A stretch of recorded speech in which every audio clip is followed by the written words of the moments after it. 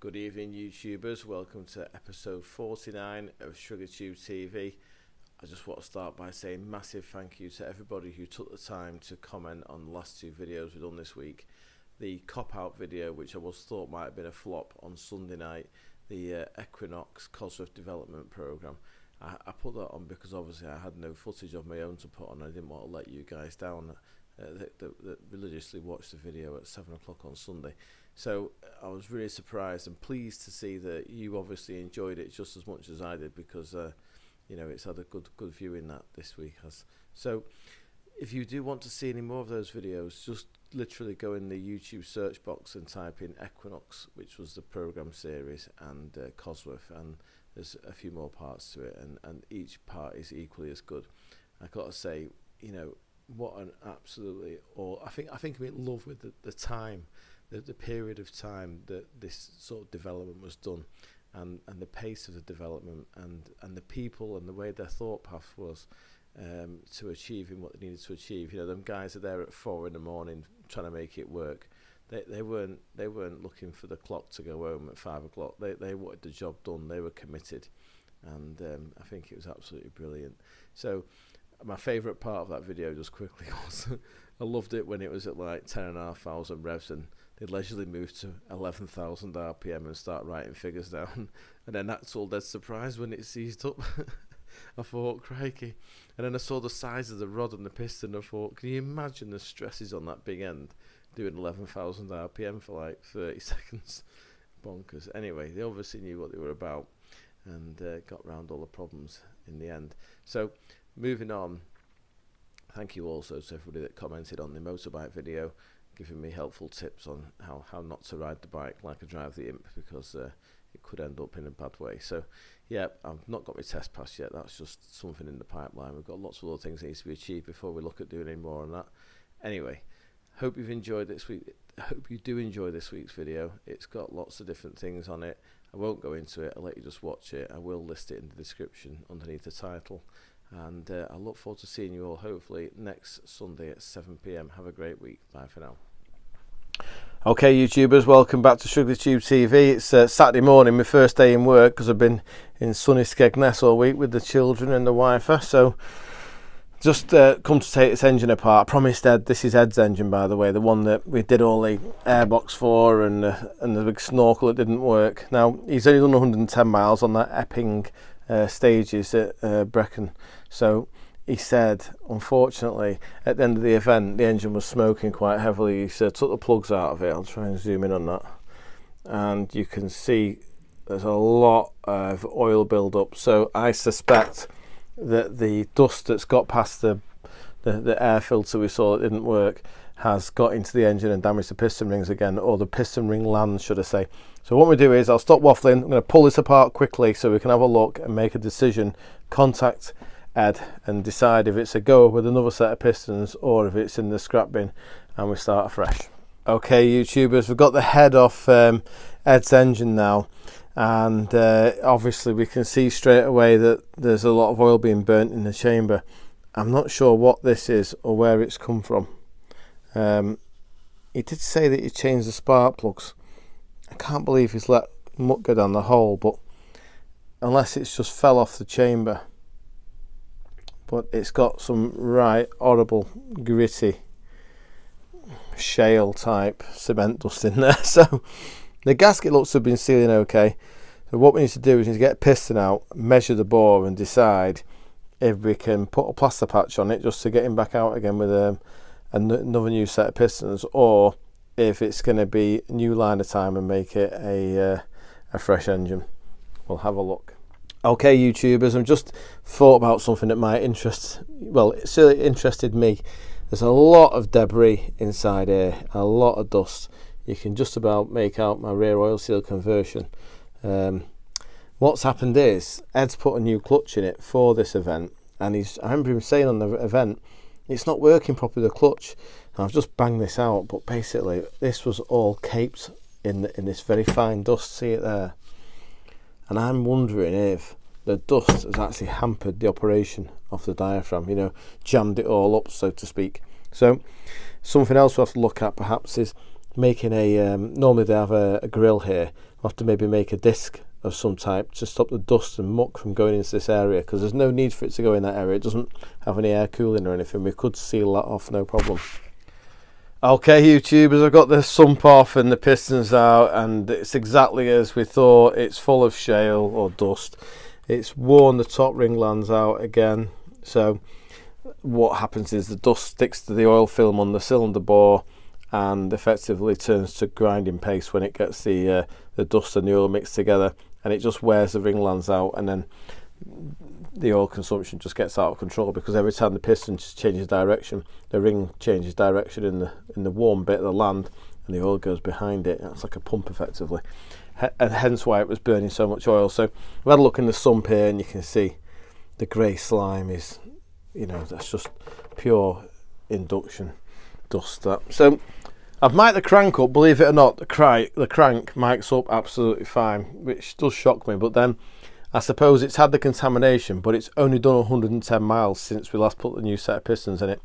So I spoke to Ed and said, look, wants liners this and proper sauce out, but we haven't got any time because he wants to be out again next weekend. So I said the only option we've got in the time scale is to put another plaster patch on it, put a set of pistons in it, hope you sorted your air feed out with your fresh air feed to the back window, and we'll get you out, and then we'll get this on the dyno for like Tuesday, and then he can collect it, put it in the car, go and enjoy his rally, and he's got a few more booked in for the season, and then over winter we'll build him a proper engine with some new liners, etc. So we have a plan. Okay, YouTubers, on the dyno with the 998 of Ed's, the engine with 9 lives we're going to call it. I can't believe it. I've run it up to temperature. It's absolutely sweet as a nut. So there you go.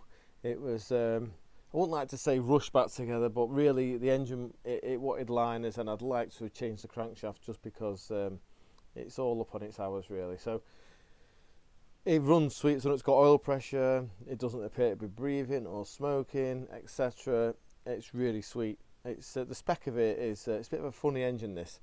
It's not one of mine. It's an engine that Ed got with the car. It's a 533 head casting, which means it's like what we call an L4, so it's a small valve.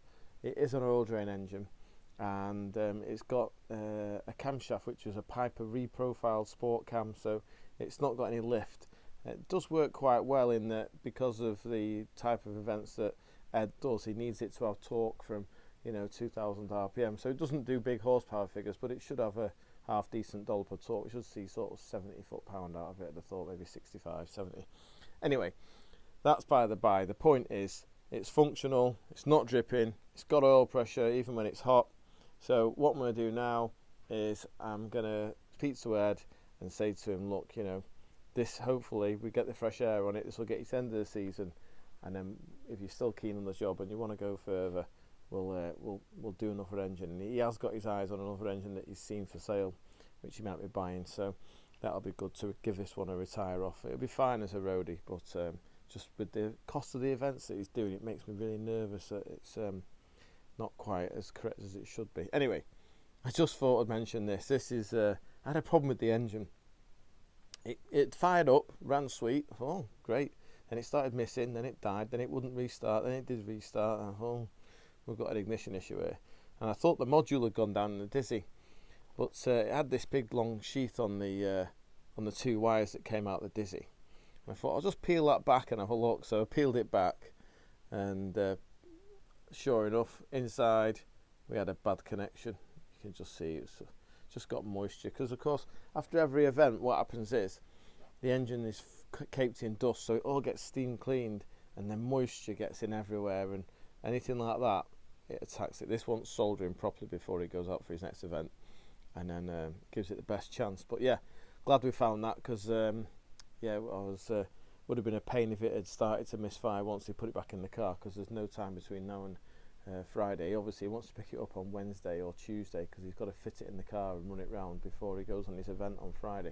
Right, I'm going to stop waffling. We'll get a tune out this next on the dyno. Okay, YouTubers, we're on with Ed's engine on the dyno, and it's an interesting engine to tune really. It's actually quite good for what it is, should I say.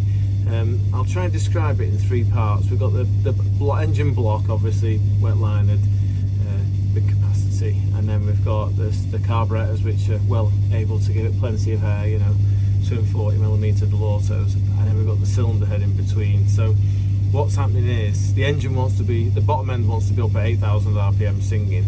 The carburetors want to supply the air to the engine that's doing that sort of RPM.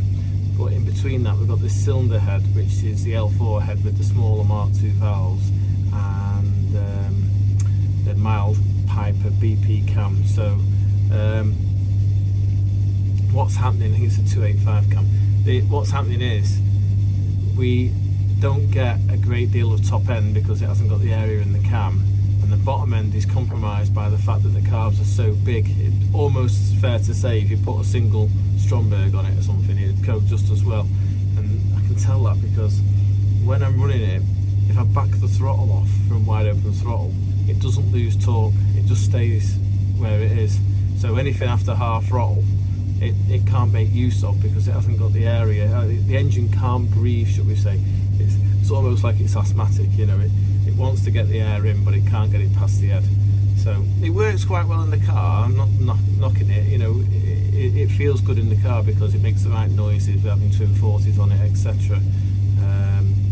And obviously it's got a bit of torque because it's got good airspeed in the small ports, but it doesn't really come on like an imp does come on when it's got a cam in it and big ports and big valves, etc. Anyway, I'm going on myself. So I've tuned it weird. I've had to tune it with some road car emulsion tubes. They determine whereabouts the fuel is rich and lean. So normally we put like a race emulsion tube in that concentrates on giving it lots of fuel at the top and not very much in the middle. But because this one wants to do its power at the bottom, we've done it with a road car emulsion tube, which basically gives it more fuel at the bottom and then it goes leaner at the top where it can't get the air anyway, so it suits it. Anyway, if I was seeing about 70 foot-pound, if I load it up, takes wide open throttle, no problem. We're seeing about 70, 72 there, maybe at 3.5. Just backing the throttle off now. Nearly getting to 73 there. I think 4.5 is peak torque, which is very low obviously, but ideal for what it's doing. 5,000, it's falling off 5.5, it's struggling. 6, it's took a dive. 6.5, 11 down here. So you can see what I'm saying. It's when an imp normally comes on cam at 6 and starts to really work, this one's all over. What I'll also show you is I'll load it up again. I'll show you this part throttle issue. It's not an issue, it's just proves basically that the carbs are offering too much air for the head that can't really make use of it. If we go to see there, we've got 70 foot-pound nearly 4.5. That's at part throttle. That's wide open. Can you see the lever? Might have put the camera on 4K, so hopefully you can see it. So it does make a difference, but we've still got really good torque at basically at part throttle. So it can't make use of the air it's got available to it because the cam is so mild. Anyway, we can go on about this all day. I'm really pleased with the engine. It's still got 20 psi oil pressure when it's hot at idle. It goes to 50 when you rev it. Just about. We can't get there, it's too much load in the dyno, but the oil pressure is basically fine. I'm not concerned about that in the slightest. So I'm going to let it cool down now, pull the head down, and then next time we run it, Ed will be here with the airbox and we'll just check that it doesn't upset the fuel in too much. We might ask him to bring his exhaust system as well so that we can run it exactly as he's going to run in his car, so that when he gets it in the car on Wednesday he knows he can just have a run round, load it on the trailer and go to his event at weekend.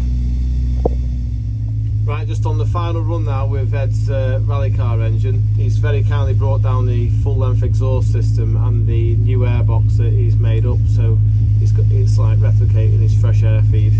So I've just run it before the video now, and the airbox and the air filter had sent it a little bit on the bitch side, so pulled some fuel out of it, and it does appear to have helped it. And it's also having a longer exhaust system, a longer overall length, has helped the torque as well. So just load it up.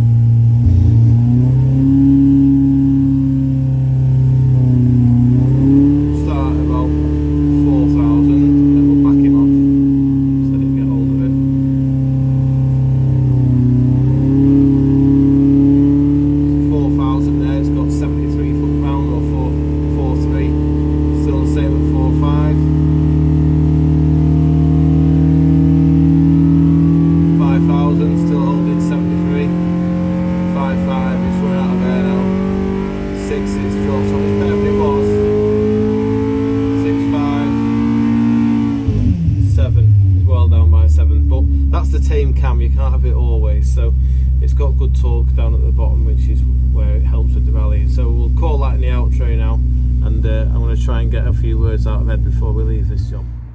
Just at the Hillman Club meeting, some lovely imps here today. That one belongs to Gary. He's got his own YouTube channel, Gary's Classic Cars. That one's Mark Cisterns. And then we've got the main man here, Ed. He's got his fresh air system on his imp. Look at this, anti-dust. He's got his fresh air, he's got his air filter on the back window there.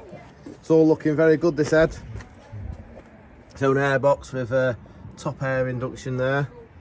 So we're hoping for rain this weekend, Ed. Well, that'd be nice, but the forecast is rain actually, so we should be all right with the rain. Excellent. Keep the dust down, because I think Mark Maynard's run out of pistons. Yeah, well, I'm sure I've got a shareholding in his pistons. It won't bother him, trust me. He'll sell them you all day long. Well, we'll melt some down and try and get some money back in. Yeah, maybe. Right, well, thanks for letting me just do a quick look over the car. I hope you have a great rally, and we'll look forward to hearing how you get on. And if you get any pictures over to me of your trophy before Sunday night, I'll put it on Shrigleytube with this video. It finishes on Saturday, so I'll send it across. Excellent. I'll look forward to that. Right, have a great time. Good morning, YouTubers. We've got a special visitor in the workshop today. We've got number one, James Ibottson has joined me. How you doing, James? Yeah, I'm alright. Good journey up here. How are you doing? Yeah, nice to see you waiting at the door, at the workshop entrance there for when I arrived after dropping the kids off. James has brought his engine up here today. This is the engine that he's been using all year. This is, in fact, you just said to me, it's a year, isn't it? Because we were both getting ready for Brands Hatch a year ago. And this is when we bought this engine, and you built it and then came to Brands Hatch and beat me on the Sunday. Yeah, so on the way up here I was thinking it's almost a year to the day that we were both trying to put an engine together for that Brands meeting. It's episode 50 of Shrigleytube, next up just before Brands, so it's a year. Yeah, so wow. Yeah, it's weird. It's like deja vu, isn't it? It is. Luckily this time we've not got that. You're a proper avid Hillman YouTube viewer. You'll remember we had the interview with James, and he was saying if I keep keep an eye on my oil pressure. He was a bit concerned about it, so he's brought the engine up here, and we've just been having a bit of a measure of it. But yeah, tell us what was happening, James, in the race, because you had didn't you have an electrical switch failure? Yeah, that was in the second race. The kill switch died. So the car was built to go racing 4 years ago, and all the little things that you do, like you put a kill switch in it and stuff, all the little electrical bits are now starting to fail. But if anything, I think that, like you said, that kill switch failing, probably everything happens for a reason. So that's probably what saved the engine from getting any worse. Well, we have had a bearing wandering issue, which we weren't really going to go into, but if you look inside the main bearing cap here, you'll see the centre main, isn't it? Centre main bearing cap. The tab has worn, and it's allowed the bearing to wander off centre.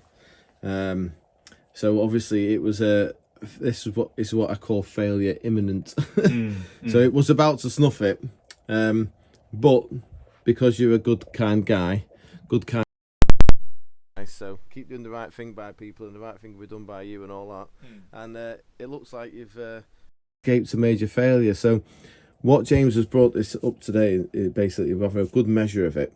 So I've measured the crank all over, and I've got to be honest, it's absolutely crack on, and it's dead straight as well, isn't it? You've made an effort to straighten this crankshaft, so it's a nice crank. The problem is not within the crankshaft. Obviously he's put the steel rods in it, so I'm not concerned about the journals being oval or anything. The bearings are a bit polished, but they have done a fair bit. But what we're going to do together is the mains tunnel, which is this diameter. They're not all on. They've obviously got a tolerance in the factory, so say it's 2 inch, so they might be like a big one will be 2 inches and 1/1000, and a narrow one will be 1 inches and 999th or whatever. So they have a tolerance, and it's just possible that this is on top tolerance, and we want to bring it down to the bottom. Or actually, I've got that wrong way around. It's on its bottom limit, and we want to bring it to top limit. So what we want to do is we want to shrink it right down to the minimum size, so that the bearing has got the correct amount of pinch on it, because the bearing obviously has had a wander, looking at the way that the tabs have worn out. So what we're going to do is this bar here that my mate Dave Alave, that's this chap here, sadly not with us anymore. When I first got into the Hillmans about 15, 16 years ago at Bob's, Dave said, you need to make a bar. In fact, he made me this bar, and he turned all the diameters on it and said, put that in the block, torque the cap down, and then get a witness mark, and you'll get a feel for it. And sure enough, over the years I've developed a bit of a feel. I know when the bearing's pinching the shaft how it should feel, and that'll make it the correct size. And we just basically scrape the cap out until it all goes round nicely. And to shrink the size of the cap, we just basically rub these two faces on a machine base with some 240 Emery and some WD-40 until we get it to pinch correctly. So that's what we're going to do next. We might do a little bit of a video on that, although it's a trade secret. I'm just going to have to blindfold James and lock him in the cupboard. So there's a lot of sweeping up to do. Right, we'll crack on with doing that and see where we get. Okay, little update on the James Ibottson engine. We put the big bar in, and it's quite obvious straight away that it has a problem, because these are now torqued to the correct torque setting. And can you hear the clunking? We've basically got clearance there, and because this is the tunnel size of what it's supposed to be, I'd expect it to be quite stiff as I try to turn it. So what we're going to do, James, are you happy we found a problem? That's loose as a loose thing, isn't it? It's loose as a loose thing, yeah. So it's obviously had an issue at some point in its past, I don't know what, but we're going to sort it out and bring it down, and then it'll be all nice then. So we'll get it fettled now, and then we'll get the crank in and we'll plastic gauge it and see where we're at. You know what this means? What? This means I'll be able to drive at 10 tenths instead of 5 tenths. 5 tenths? Yeah.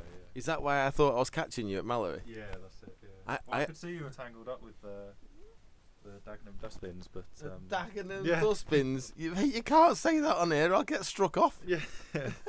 No, you mean the Anglias? Yeah. No, the Fords are nice. They have their place, but they do well for a 1500. Mate, them Anglias absolutely fly. That one I was near was like a rocket ship. But I did have I had a fuel starvation issue. You know, I was running out of fuel halfway around Gerrard's. Well, no, honestly, you don't believe me, do you? Look, I've got the head there.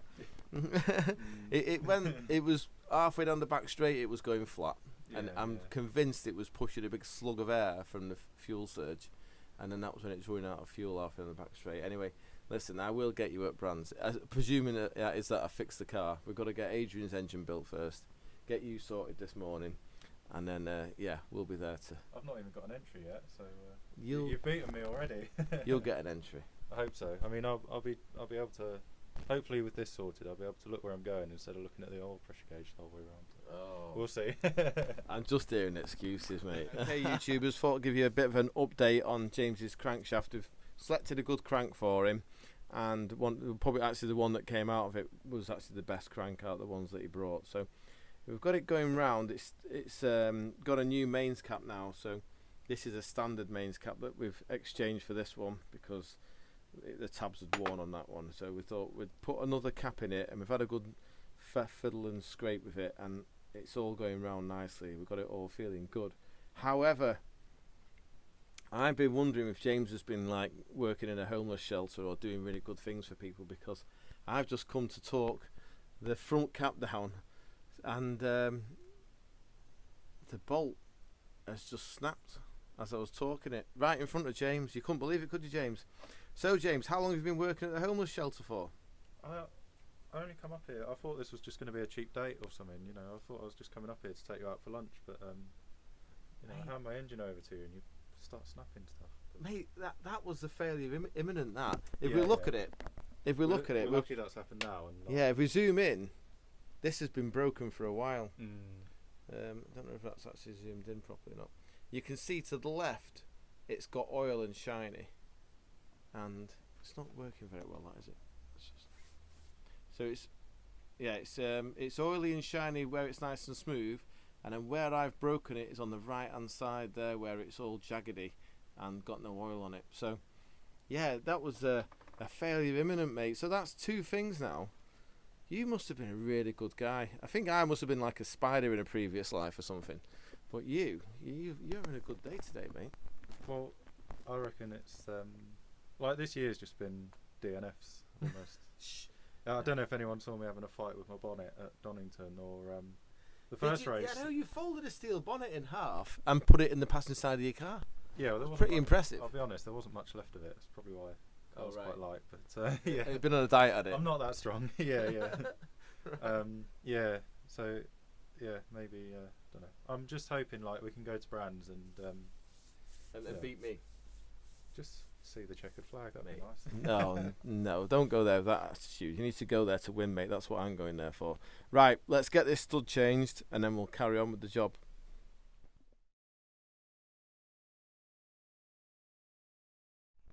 Right, well, I think that's us for today now, James. So you're free to go. I think you've done a good job of that. I think it'll have some good oil pressure now. We've got the clearances right down, so it'll be nicely pinched on the bearings. And yeah, I think there's a good second place in that at Brands actually. Yeah, very good. Now behind Mike Loveland, yeah. Behind Mike Loveland. Or Brendan. Mike the mower. Yeah, Mike the Mountfield. Mike the Mountfield, wow. Misfire. He's got a few names, hasn't he? Yeah. Good old Mike. I love that.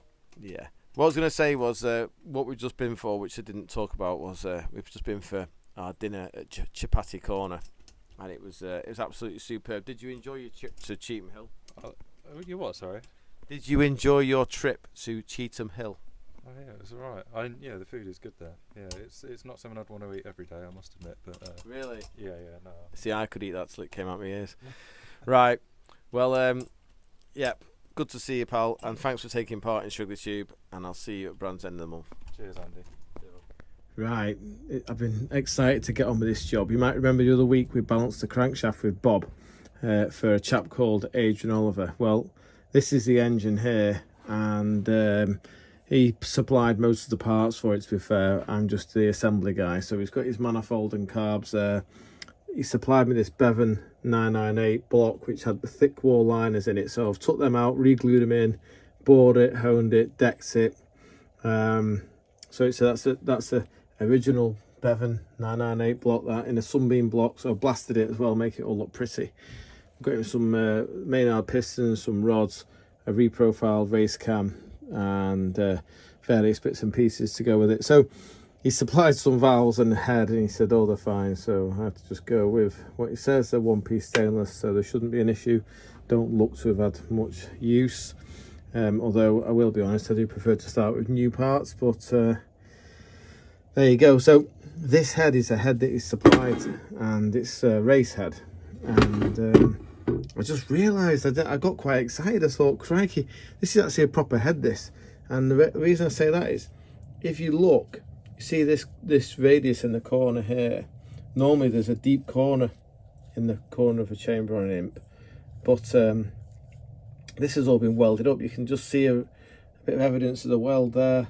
So what someone's done is, before they put valve seats in it, before they've turned it into a race head, they've welded the corners up so as they can make the chamber a nicer shape and maintain compression ratio.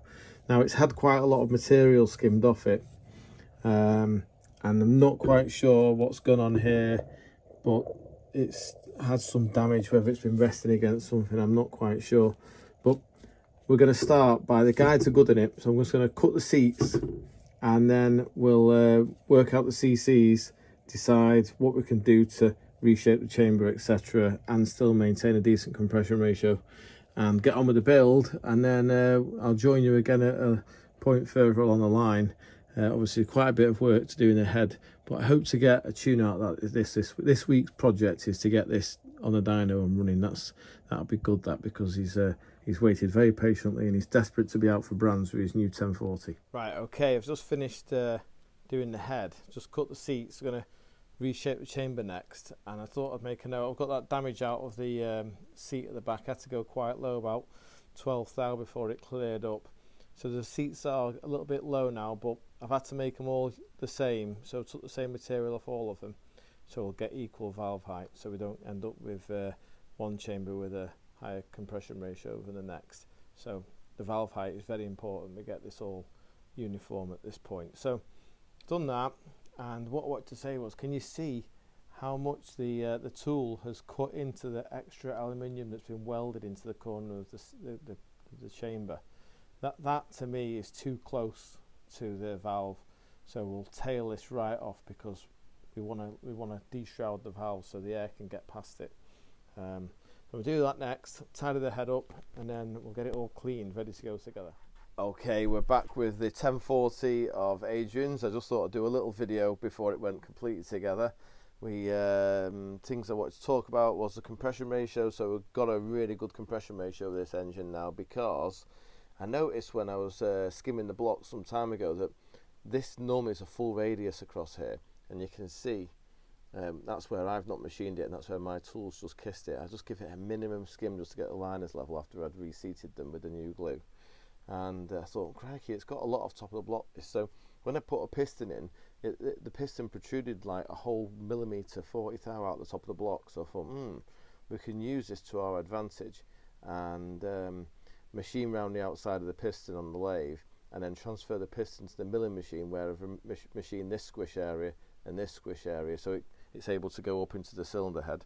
And then yeah, that's probably given me, I reckon, estimate between 1 and 1.5 cc's of intrusion. So that reduces the overall size of the combustion chamber, which gives us a higher compression ratio, basically, because we're always chasing compression with these engines. You know, ideally we like to run like 12.5, 13, but it's quite hard to get there with a decent shaped chamber. So I've done all that. That's all together. It's got its steel rods in it. It's got its new crankshaft. It's all been balanced, etc. So I'm really happy with all that, and it's in a nice Sunbeam 1 litre block, so it's a good block to use. Onto the head, done the ports, obviously opened up the inlet ports. I've not polished them fine. I use a really coarse polishing, not polishing, what's the word for it, like not a deburring tool, but a really coarse sanding roll, because I like them to have a bit of roughness to the ports. They seem to work better. So you might remember we had a problem with the when we put the head on the machine to cut the valve seats. The tool was catching because there was no relief, so the valve was really shrouded. So now we've got loads of relief, so that when the air wants to come in with the fuel, that it's not shrouded around the side of the valve. So obviously I've made the chambers the shape that's the sort of standard thing that I do. Hopefully it will do the 100 horsepower and the 80 foot-pound, maybe 110 horsepower if we have a really good day and it's all going well. We'll just have to see what the air's like on a day and how it all goes, but I'm pretty confident he'll be a menace with this engine. Okay, I just thought before we finish for the weekend we'd try and get a little squeeze out of Adrian's engine. Now, it hasn't run long enough yet to have a full dyno session, but I was just itching to find out if it was going to have the sort of 80 foot-pound, which is where it needs to be for it to be a good one. So it worked out really well when it went together. Compression ratio turned out to be 13:1 in the end, which was really just where I wanted it to be. So we've got hardly any advance in it. I put a load of big jets in the carb, so it will be, if anything, it'll be rich, so it'll be nice and safe. And I thought we'll just give it a squeeze to 6 or 6.5 and see if it's got any power. So I can tell by the way it picks up, it's just noodles of torque. That's 5.5, do about 78. 6,000, still holding 78. Still holding. Right, I'm not going to be too harsh on it because it's still all very, very new, and I want it all to make friends inside nicely so he gets a really nice engine. So it's good to see we had a good 78 foot-pound there, and it wasn't falling off at all, even at 6.5. So we'll leave that for now. There's not much more I want to say about it, I don't think, although it's been a perfect student so far. We'll finish it next week, and we'll have Adrian down here with his airbox to do the final run, and then we'll put it in the out tray. I'll just talk some more in a second about what I've been up to in the week. Right, so this is Adrian's engine. We're just giving it a quick blast to see if it had any torque. As you can see, the compression ratio works out really well, 13.1 to 1, 21.5 cc's. Please excuse these plug leads, they're just slave ones that I've put on because I couldn't see on Adrian's quotation whether I'd put him down for a set of leads or not, so I'll speak to him and find out if he wants them. More than likely have some of his own. So he's got his 40mm old school DCOE Webbers, lovely, nice bell mouse on them as well. It's only got it's got a Jan Speed exhaust system, so it hasn't got a Will Paddy one, so maybe we won't see the 80 foot-pound, but I think there's more to come from the engine. I was only playing with it there, and obviously when we get a bit more time we'll do some more running. So what else was I going to say? Obviously it's got the my standard sump on it with the baffle plate that we do. Has it got any oil leaks? Oh, appears to be dry, that's handy. It is actually a sunbeam block this, so it hasn't had an oil seal conversion. And I've just done the new mod as well on these. If you've got one of these Lumination kits and you've had it off me, oh, that's handy, you can just see inside there. The only problem we find with these Lumination kits is they work loose, so the plate that comes with the Lumination kit, I now weld it to the base plate so that it can't come undone there. And if you look in that hole, you can see a cap head. That's an M5 cap head screw. I don't use the original thread now. I drill the whole thing out and put a nylock nut underneath, because the one problem I have with these Lumination kits is them working loose, and you get a misfire, and it's a real pain, especially if you're leading a race. So not that I've experienced that, but I'm sure other people have. So yeah, nice this, I like it. I like my new blue anodized 1/8 MPT bungs that are fitted in it as well. Pleased with them, found them on the internet. So we'll let this have a little rest over the weekend. We'll finish it off next week when Adrian comes to collect it, and then we'll look forward to seeing how he gets on at Brands Hatch End. I thought we'd have a quick update as well on, for me, where I'm up to, just in case you're interested. This is the engine from Mallory that melted the piston. I've not got it back together yet. I've just put a plaster patch on it basically. I thought it's a good engine, but it's not the one that I want to be using. It's just going to be used as a backup engine. So I've put a set of pistons in it. There was no pickup in the bore from when the piston overheated. It concentrated its heat in the middle of the cylinder and the valve cut out, as you remember. In fact, I have the pistons here. Which one was it? That one. So you can see it didn't actually damage the bore. It just did the piston, so that was good. So I'll put a set of pistons in that, and we'll dyno it. It's an half-right engine. It's not got enough compression, but there's not a lot I can do about that, because after the success of the 1120 engine in Jersey, where I felt it was quite strong, this was the sister crankshaft that I did at the same time. This one is a standard stroke, so this one's only a 60mm stroke crankshaft. Obviously it's living in there with its motorcycle big ends or piston guided rods. So this is the motorbike pistons, and this, you may remember I did a bit of a talk on it. This is the block with the liners at the angle, so you can see how much I've cut into the block there. I've had to redo all these threads, and you can actually see the liner is closer to this side now than that side, because the whole lot is like that. And the idea is it gives the rod a nice straight push on the crankshaft. We get less side load on the piston due to the rod being at a straighter angle when we're on the firing stroke. So I'm really excited now. So the big push, when I get that next week early on, before we get stuck into customer work, get a dyno tune out of it. So I've got an engine for Brands, a backup engine, and then I'm going to turn my attention to this and try and get the head finished. The head is halfway there. Got brand new manifold from Will Parry to go on it, etc. And then we'll get a tune out of that. And if that's substantially better than that, then it can go in the car. And if it isn't, it can go in the car in the van as a spare. Don't eat my flapjack here. Mate, never mind eating your flapjack. The viewers want to see this lovely bit of kit that you've probably stolen off somebody. No. Beautiful example of the mark. Well, I was going to say, let me just get this stupid microphone off. This is, only reason I have an interest in this is because it's got the right engine in it. It's got a Rover V8 in it. Do you like it, Burge? It's lovely, yeah. You've obviously not been to the petrol station yet. Not yet, it had a quarter of a tank of fuel in it, so... Real bonus for someone like you, that. Yeah. It's got fancy manifolds. Yeah. Look at that. It's got a lovely burble. I do like a Rover V8. Obviously this one, if I was to pick holes in it, probably like low compression and no valve area and all that, but it makes the right noise. Give us a blop. Excuse the lack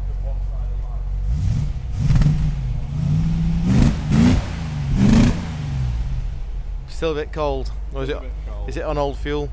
Could be either. Who knows? How's life treating you, Bergerac? You happy? Brilliant, yeah. Couldn't be better. Good.